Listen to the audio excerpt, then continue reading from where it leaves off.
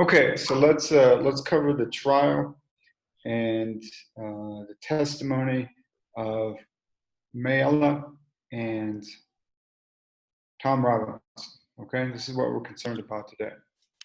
Now, please, if you have questions, put your name and your question in the chat, and then I'll get to them. Right, but draw my attention to them because I'm going to be covering the points of my lecture. Okay, so the first thing that we want to cover about the trial is the way that Atticus approaches Mayella, and one of the questions that he starts with. We want to think about why Atticus starts with this question. What is Atticus trying to get the jury to understand, right? Okay, so Harper Lee writes, Miss Mayella, said Atticus in spite of himself, a 19-year-old girl like you must have friends. Who are your friends? The witness frowned as if puzzled. Friends? Yes. Don't you know anyone near your age, older or younger? Boys and girls? Just ordinary friends? Okay, so the first thing that Harper Lee gives us is that Mayella is 19 years old, right? Mm-hmm. Yeah. Okay. Now, why is that important? If you're 19, are you a child or are you an adult? Adult. An adult. That's right. You're an adult. Okay, so let me ask a simple question. Again, it's an obvious question, but think about it. What does any normal 19-year-old woman want? Not a Gucci bag, right? A boyfriend, I guess. That's right. That's right. What? A boyfriend, a love interest, right? Yeah. Mm-hmm. Now, so we know that Mayella is a 19-year-old woman, but does she have friends? Is she social? No. No. What we find out is that she's 19 years old, so she's a woman, right? Natural desires of any 19-year-old woman is to have a boyfriend, okay? So now, but does Mayella have any friends? No. No, she doesn't have any friends, right? Mm-hmm. So now, why does Atticus ask these questions? What is he trying to establish?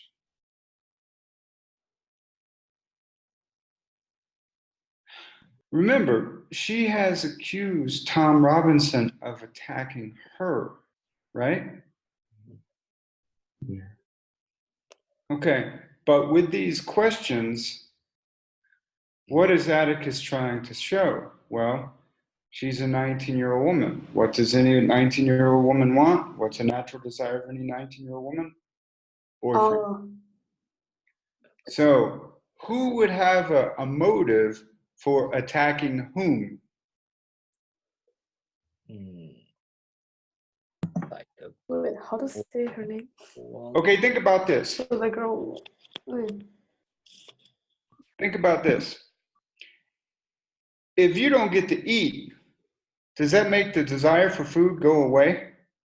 No. No. That's right. Good example.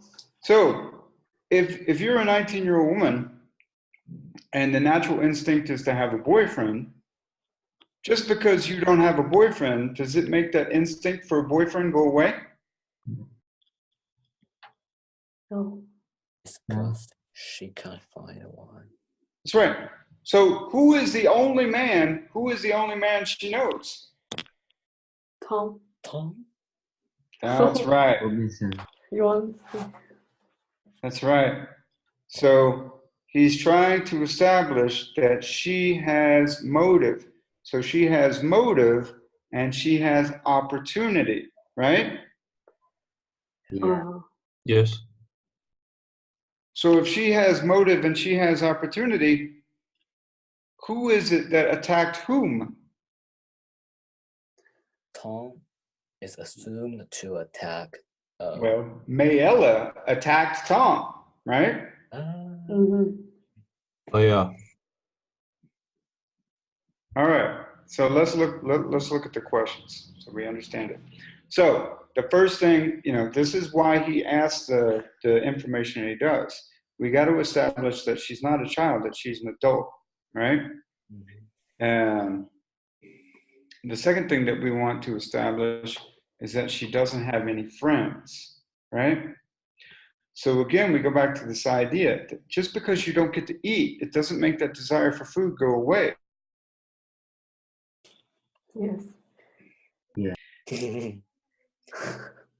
That's right. And so the only person that she gets to know is poor Tom, right? Now I say poor Tom because you're going to figure out why in a minute. Okay? All right. So then he continues on. Harper Lee writes, the witness frowned as a puzzle. Friends? And then Atticus says, yes. Don't you know anyone near your age or older or younger? Boys and girls, just ordinary friends. He's trying to get the jury to realize how isolated she is, how lonely she is, right? Oh, yeah. Again, he's establishing motive. She has a motive for attacking Tom. Why? Because she's a 19-year-old woman. What does a 19-year-old woman want? A boyfriend. But she's lonely. She doesn't know any boys. Yeah. Who's the only man that she knows? Tom. That's right. He did this with his first question. So. Okay. Now,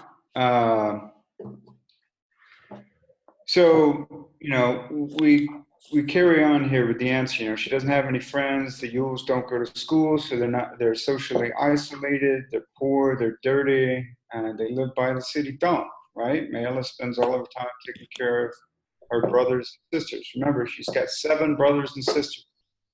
She can't meet friends. She's not in school. She has to spend all her time taking care of her brothers and sisters. Who is the only person that Mayella knows outside the family? Tom. What's a normal 19-year-old woman want? A boyfriend. Her unfulfilled desire only becomes stronger because she hasn't been able to satisfy what is just a normal, natural desire. Right? Oh, yes. So. You got a question? Yeah. Oh, yeah. Okay. Ask your question. Yes, this is Jason. Yeah, so the attacking of Mayella is understandable because she's lonely and she wanted a boyfriend, right? I'm not saying it's understandable. What I'm saying, and this is what Harper Lee is saying. Atticus, as a lawyer, is defending Tom Robinson, right? Tom Robinson is falsely accused of attacking and raping Mayella. So the job of Atticus is to show that, well, if we look at Mayella, she has a motive and she has opportunity. What's her motive? She's lonely. She's 19 years old. She's an adult. What does any normal, natural, healthy, young 19-year-old woman want? Boyfriend. Who's the only man that she knows? Tom. So she has motive and she has opportunity. He's trying to show the jury that it's not Tom who is guilty, but rather it's Mayella who attacked Tom. Okay. All right? Oh, I mean, it's really Okay. Now, I'm going to cut to show you this part. We're going to go over this part in more detail, I think. But I want us to compare this with Tom's testimony. What information does Tom give us? And why is this important? Okay? And this leads to one of the questions in the homework, kind of, which is, what is the similarity between Tom Robinson and Boxer in the Animal Farm? Okay? This is where you begin to really think about texts and how they connect to one another, right? So this is Tom. Now remember, Tom is not educated, so he's going to be talking in a sort of dialect, right? So this is the testimony that Tom gives. He says, he's talking to the jury, or he's testifying before the jury, and he says, I say, where is the children? Where are the children? He continued. And she says, she was laughing sort of, she says, they all gone to town to get ice creams.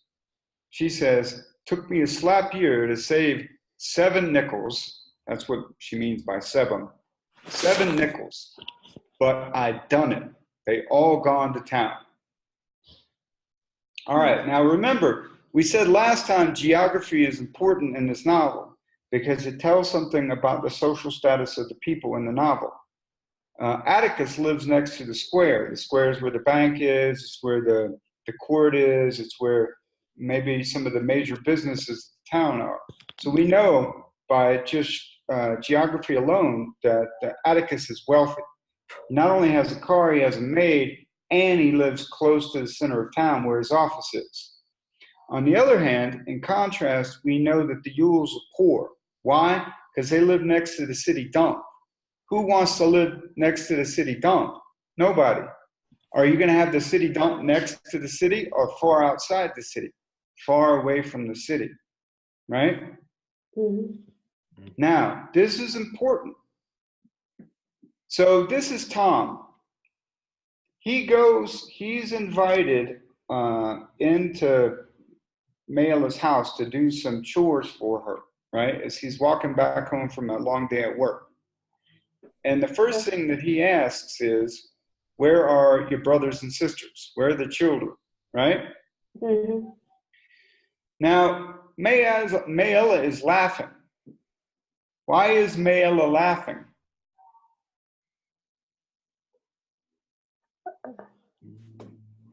That's what Tom says. Tom says she was laughing.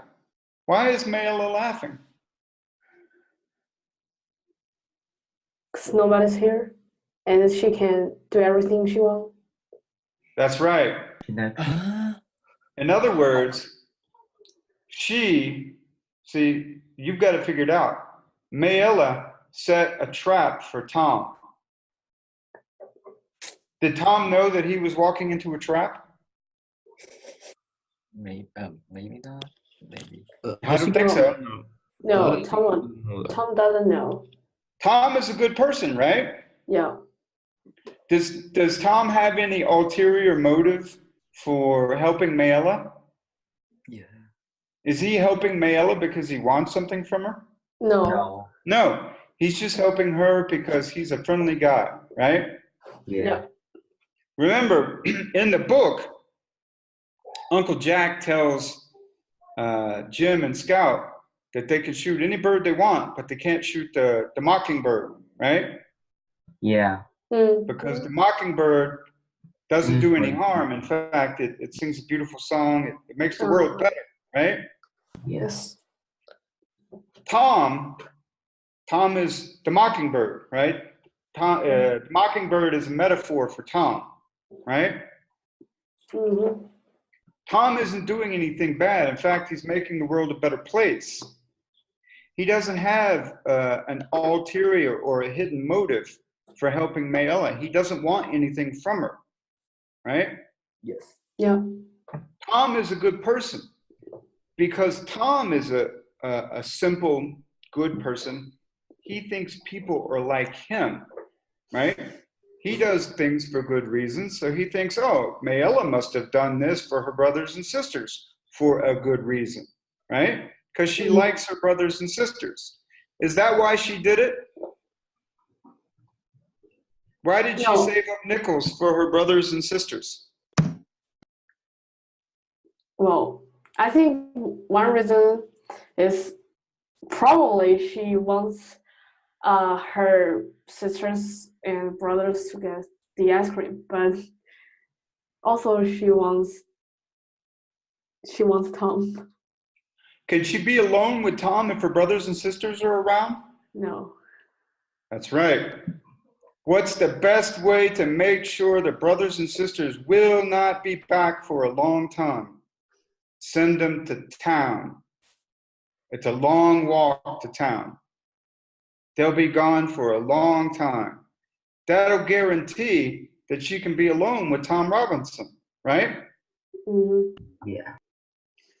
Now, if we look at the passage, the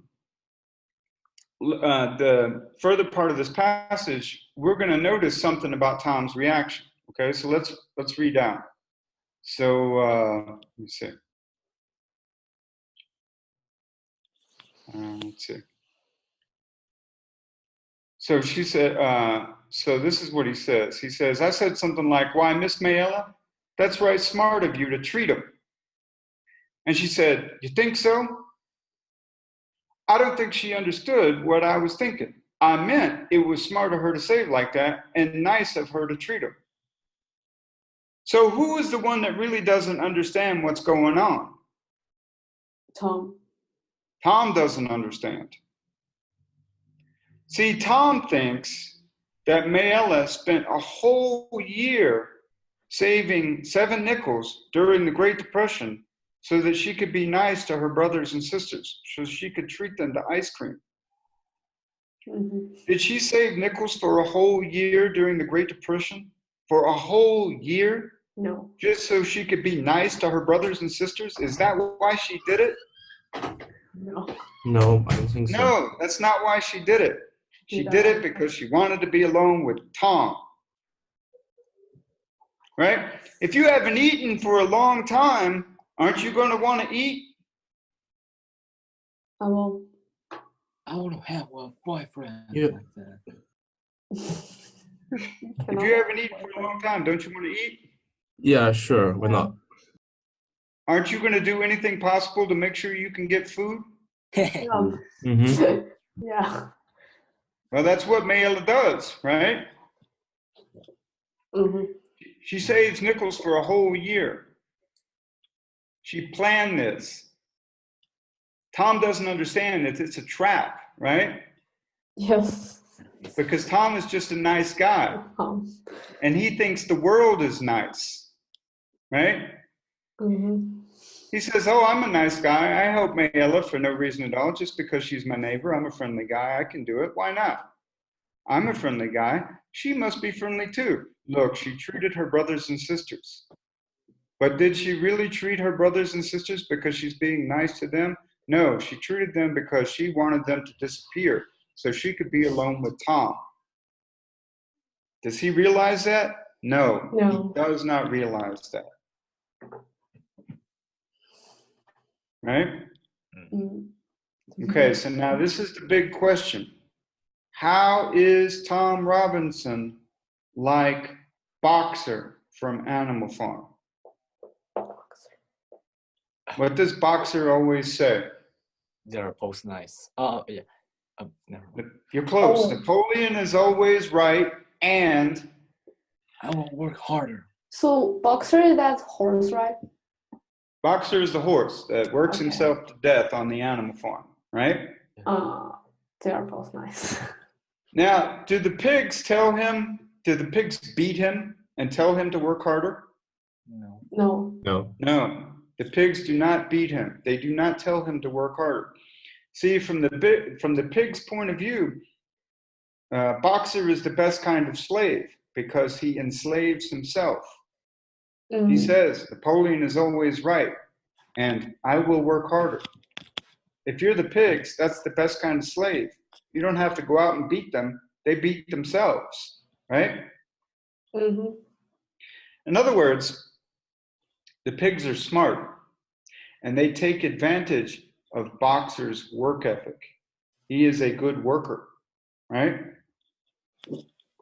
They take advantage of that, and his virtue is used against him to bring about his own destruction, right?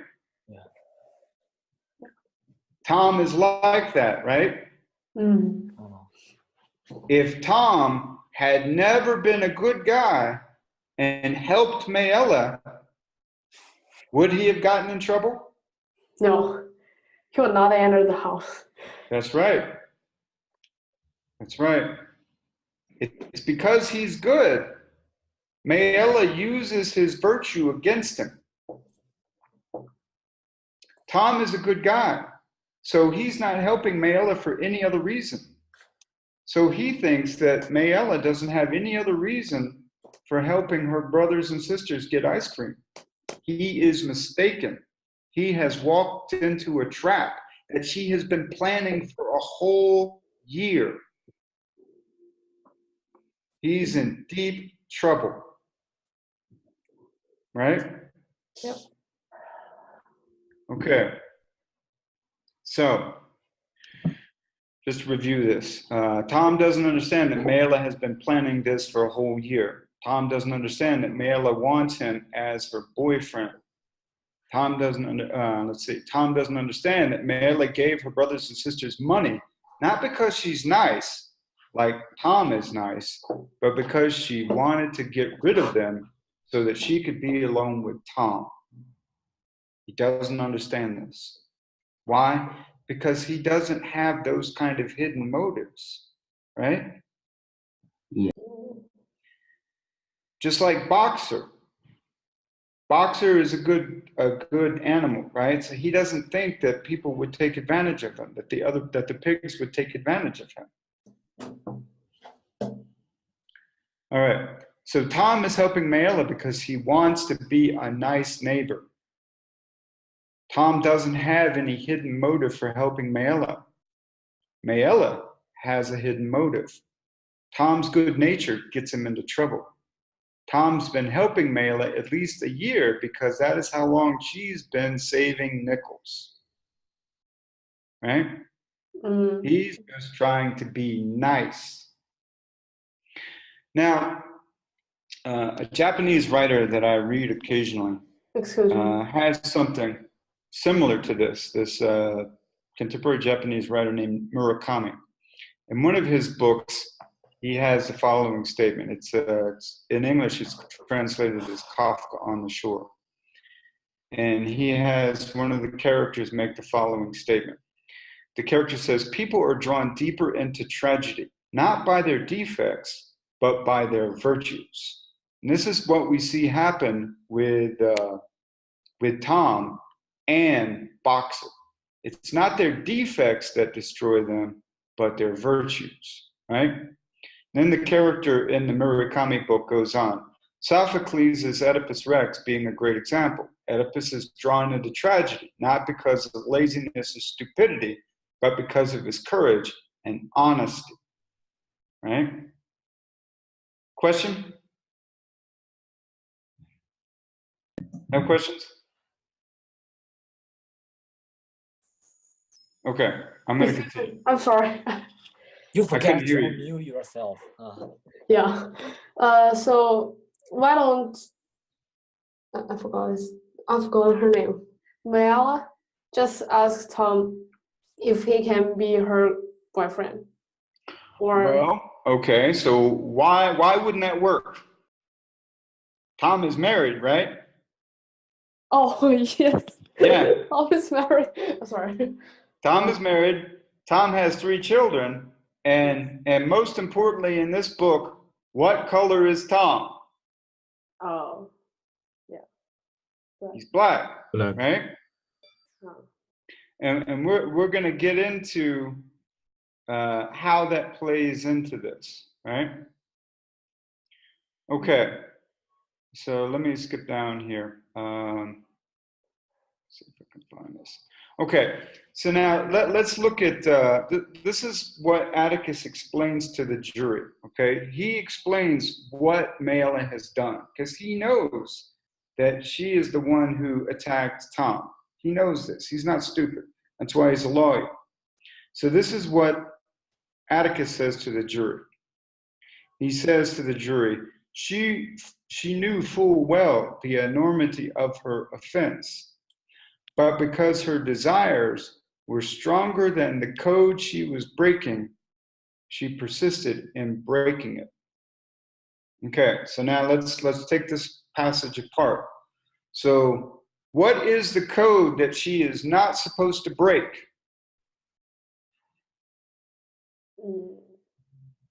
She's a white woman and Tom is black, right? Oh, yep. That's the social code she's not supposed to break, right? But why does she break it?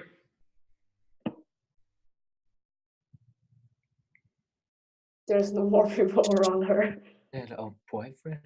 Well, Atticus tells us because her desire was stronger than the code she was breaking, right?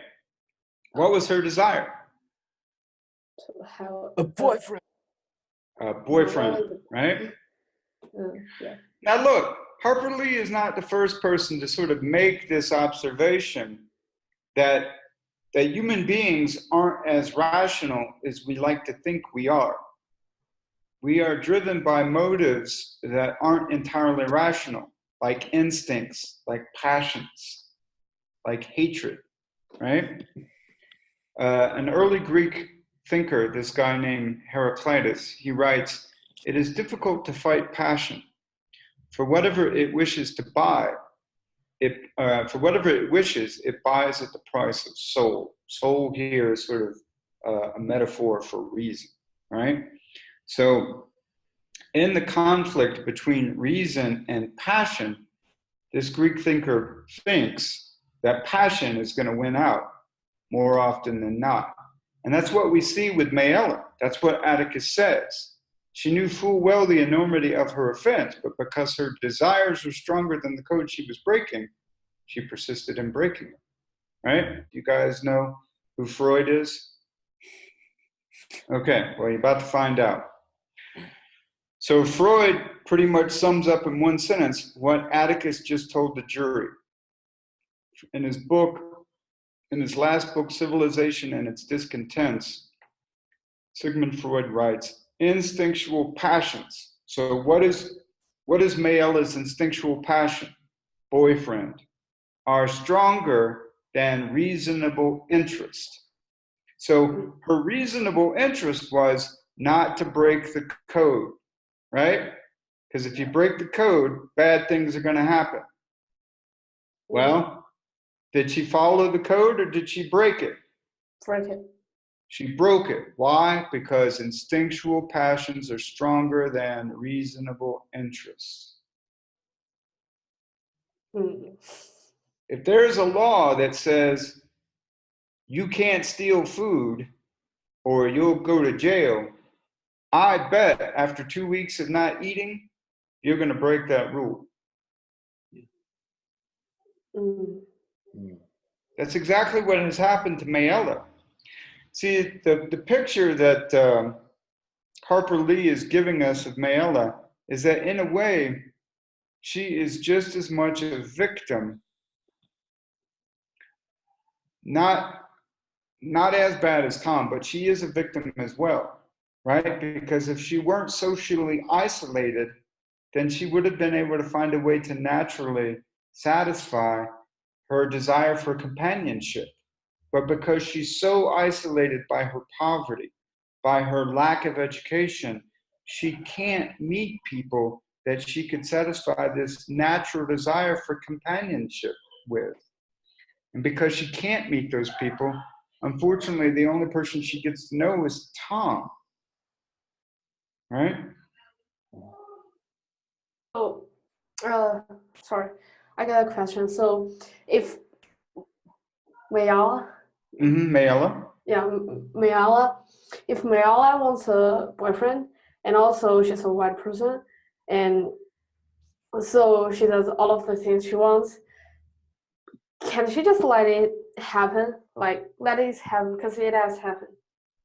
Why does she still press charges against Tom? Why does she feel what? Why does she still press charges against Tom? Well, Atticus tells us why. I don't know if his explanation is acceptable, but he says basically that she got caught, right? Who caught her making advances at Tom? Who's the person that she didn't plan on being home? Oh, her dad? That's right. Okay. Her dad caught her, right? He just happened to be coming home. He walked by the window and he saw what she was doing. So he attacked Mayella, right? Mm-hmm. So now to sort of sort of eliminate the crime, she's got to get rid of the evidence. This is what Atticus says. Well, what's the evidence of her crime? What's the evidence that she has broken this code in the South that black people can't mix with white people? Tom. Tom is the evidence, right? You got to get rid of the evidence. How do you get rid of the evidence? You accuse him of a crime he didn't commit, and he'll have to go to jail, right? Okay, so let's cover this. So her instinctual passion to have a boyfriend, that's what's strong, right? The social code that she is trying to break is the one that says that blacks and whites can't mix. It is in her reasonable interest not to break that code. But in this case, which is stronger, reason or instinctual passion? Well, instinctual passion. If there's a conflict between reason and unsatisfied instinctual passion, then that passion is going to be stronger than reason. This is the deeper lesson that Harper Lee is trying to show us about human nature. Think about it this way as well. Medea is a character who kills her own children to avenge or to get revenge against her husband. So she gets revenge on him by killing her own children. And this is what she says. She says, for in other ways, woman is full of fear, defenseless, dreads the sight of cold still. But when once she is wronged in the matter of love, no other woman or no other soul can hold so many thoughts of blood, right? This whole idea of getting revenge, right? And we kind of see this in the character of Mayella, but there's another quote from this play that I think gets a little bit closer. The chorus in the play says, "What is more, you were born a woman, and women, though most helpless in doing good deeds, are of every evil the cleverest contrivers," right?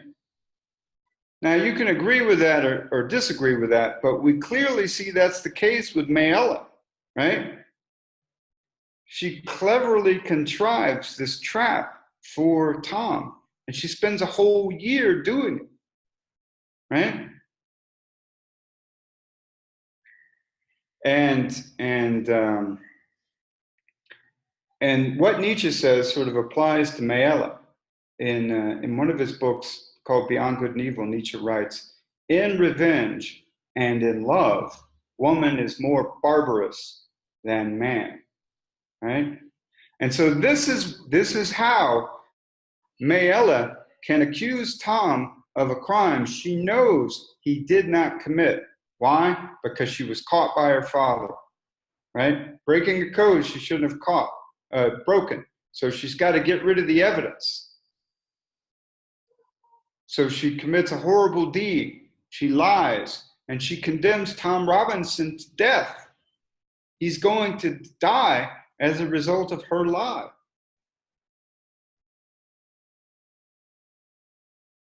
But again, we have to see that in many ways, she is just as much a victim. She is a victim of her own instincts. And the horrible thing is, her instincts aren't unnatural. They're entirely natural. She's a 19-year-old woman. But because of her lack of education, because of her poverty, because of her social isolation, she can't meet friends who could satisfy that natural desire for companionship. All right. Any questions? Does Harper Lee believe that people were motivated by reason or passion? By passion. I think passion. The jury of 12 men, they have evidence that shows that Tom did not commit the crime, right? Mm-hmm. Let's review some of the evidence, okay? The person who assaulted Mayella used his left hand. Can Tom Robinson use his left hand? No. No. No. It was damaged when he was a child. Tom Robinson only has the use of his right hand, his right arm. Okay, another piece of evidence. When Mayella is first described, before she takes the stand to testify, she's described as a big girl, a strong girl, accustomed to physical labor. Now, does it seem reasonable that a one-armed man is going to be able to knock her to the floor, tear off her clothes, and rape her without her being able to fight him off? Does that seem possible? No. Not No. really. This is why Harper Lee includes that description of Mayella before she takes this, being a big girl accustomed to physical labor, right? And then another piece of evidence that we get is that there is no medical examination to validate that she's been raped, right? So the person who did it was left-handed. Tom's not left-handed. Mayella is strong enough to have fought off a one-armed attacker. She's a big girl accustomed to physical labor. And third, there is no medical exam to support physical rape. The jury knows this. They're not stupid, right? But they still convict Tom Robinson. Why? Did they convict Tom Robinson based on reason or based on irrational emotion? Emotion, I think. Emotion. What's that irrational emotion that this book seems to be concerned with? Racism. Yes. Right? They hate Tom because he's black.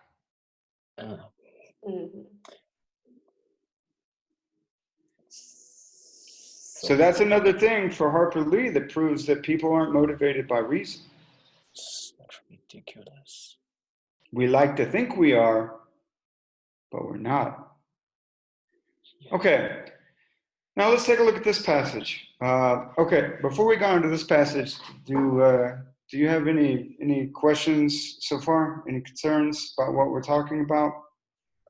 No. Yeah, explain. So. Okay, we understand the character of Mayella as she might be poor, she might be uneducated, but that doesn't mean she's stupid, right? She spent a whole year planning a trap for Tom. And it was a good trap. The only thing is she didn't consider her father, right? Yeah. But other than that, her trap worked perfectly. She got rid of her brothers and sisters and she was alone with Tom. Okay, now let's look at this passage. This is Atticus summing up the argument at the end of the trial, right? He's making his sort of farewell address or closing art. He's making his closing argument to the jury, right? And he talks about this idea of equality. Now, we've seen this before in Fahrenheit 451. That's why I bring it up. And he says, one more thing, gentlemen, before I quit. Thomas Jefferson once said that all men are created equal, a phrase that the Yankees and distaff side of the executive branch in Washington are fond of hurling at us. That means people in the South, because at that time there was segregation between blacks and whites, right? Whereas in the North, that wasn't the case. There is a tendency in this year of grace, 1935, for certain people to use this phrase out of context to satisfy all conditions. Now, listen, let's look at the example that he brings in. The most ridiculous example I can think of is that the people who run public education promote the stupid and idle along with the industrious, because all men are created equal. Educators will gravely tell you the children left behind suffer terrible feelings of inferiority. We know all men are not created equal in the sense some people would have us believe. Some are smarter than others, right? Yes. Okay, now, So we talked about earlier why public education was a failure, but why education was so important. See, if the problem in society is racism, how are you going to solve that problem? Well, through education. But if the education system is broken, can you solve that problem? The answer is no, right? Here, Atticus diagnoses the major problem that he sees with public education.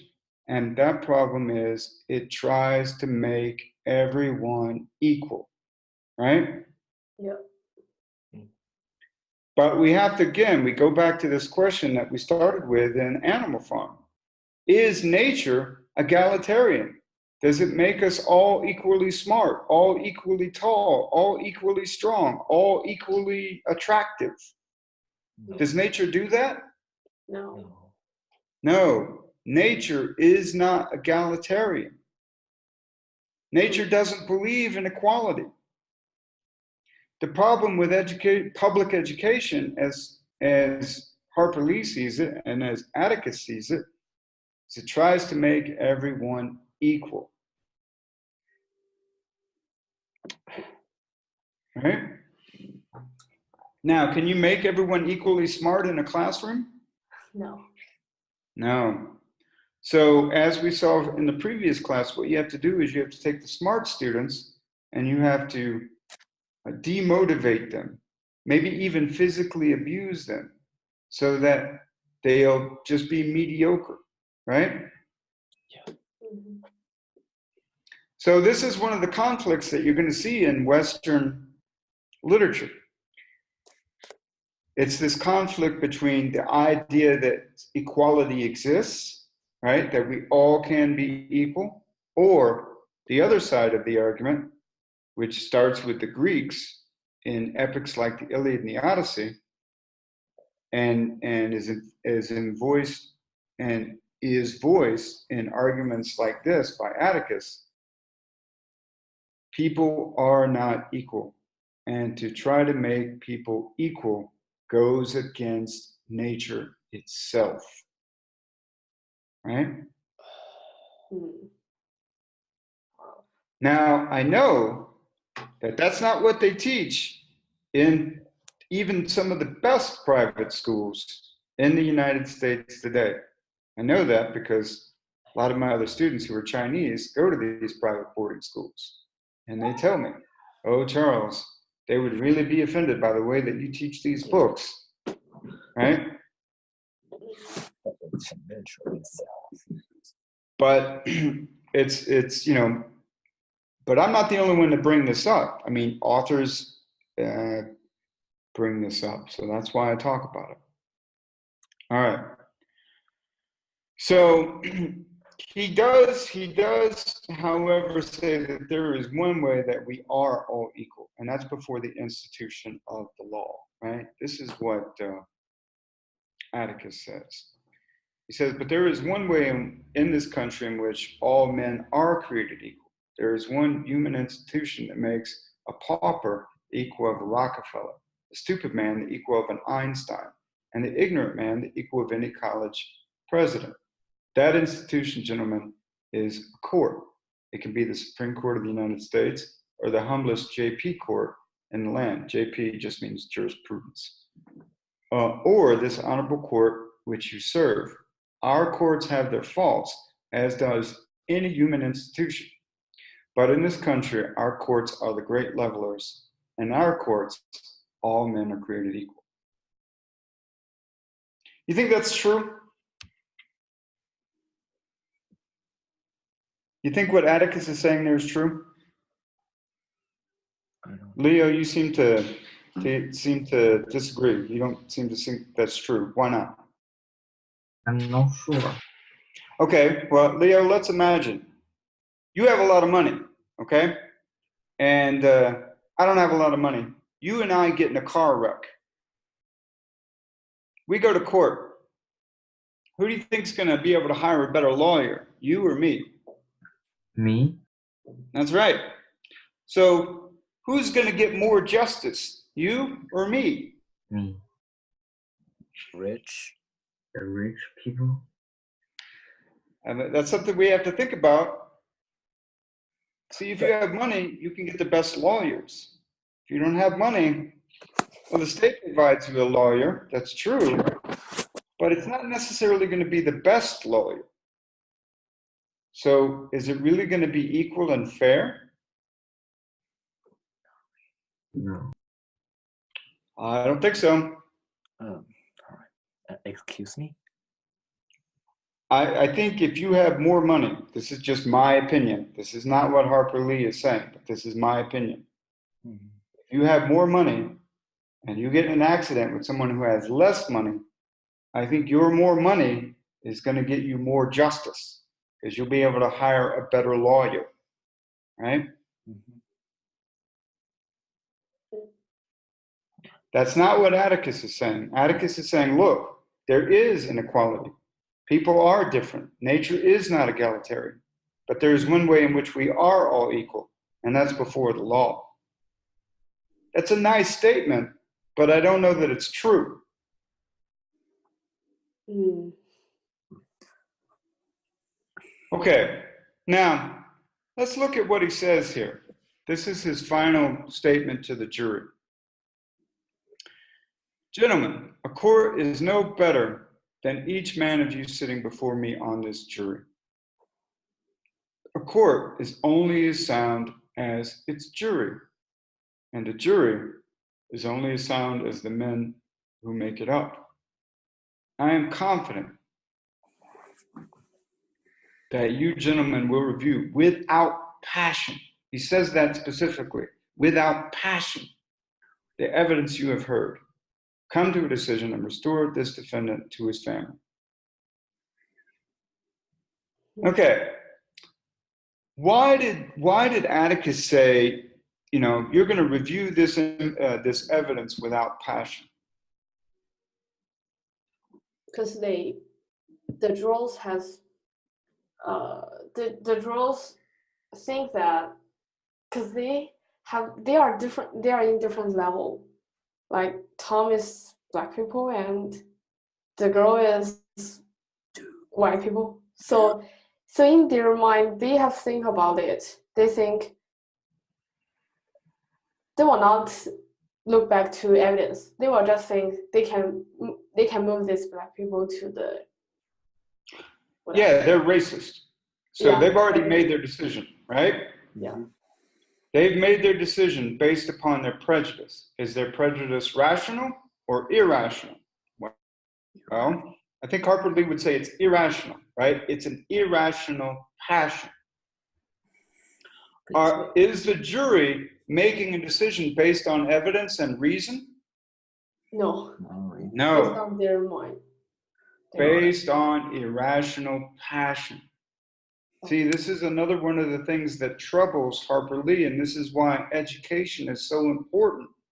What is the lesson that Atticus is constantly trying to teach Scout? Use reason, not violence, to resolve conflict. Right?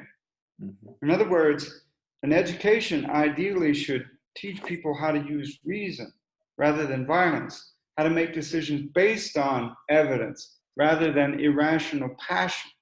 This is why education is so important. But is it working? No. I don't think so. Because doesn't the jury convict Tom? Yes, they convict Tom. Right? Do they convict Tom based on the evidence? No. No. Only No. evidence. They do it based on their irrational passion, their prejudice, right? Mm. Okay, so let's take a look at this. So I'm going to bring in. So I mentioned Freud. Sigmund Freud's an important thinker in the West. He's from Austria. Now I'm going to mention Friedrich Nietzsche. He's an important 19th century German philosopher. Died in 1900. He says, madness is rare in individuals, but in groups, it is the rule. Okay, think about how this applies to the jury. Let's imagine that on the jury, there is one person So there's 12 jury people. There's one man who says, you know, guys, come on, let's not kid ourselves. Clearly, Tom Robinson did not commit this crime. He doesn't have the use of his left hand. Mayella's a big girl. She could have fought him off. And there's no medical exam that proves that she was actually raped. He did not commit this crime. Now, that is only one person. The other 11 people are all sitting around staring at each other. And they're going, you know, we have to go to church with each other. We have to work with each other. Our children know one another. Our wives know one another, right? In that kind of situation, what are you going to do? Are you going to be the lone voice that disagrees with the 11 other people? No. Or are you going to go, yeah, he's guilty? He's guilty. Because remember, your wife goes to church with the wives of the other men. Your children plays with the children of these other men. You're going to continue to know these people and have to associate with these people after this trial is over. Are you going to be the lone voice that says, no, he's not guilty. There's no way he committed this crime. Or are you going to give in? That is unacceptable to the group. That's right. This is what Nietzsche's talking about. See, if you ask the individual jury members by themselves, they might say, yes, clearly he's innocent. There's no way he committed this crime. But if you get them all in a group, they're all looking at each other, they're all staring at each other, they're all thinking about each other and their families and the fact that they have to continue working in the town, going to church together, going to work together, going to school together. You think they're going to say he's innocent? No. No. Mm. Okay, now, later on, Scout reflects about the trial, and she comes to a realization that there's no way that a first grader could come to. Clearly, this is Harper Lee, the adult Harper Lee, thinking back on her childhood and coming to this realization. In the voice of Scout, she says, Atticus had used every tool available to free men to save Tom Robinson. What tools did he use? Evidence and reason. But in the secret courts of men's hearts, Atticus had no case. So now when you think about the heart, what do you think about? Do you think about reason or emotion? Motion. That's right. So what Scout is telling us here is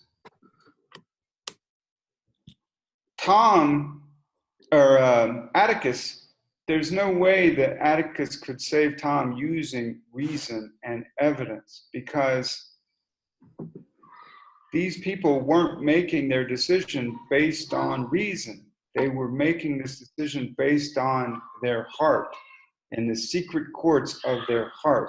They were making this decision based on their emotion.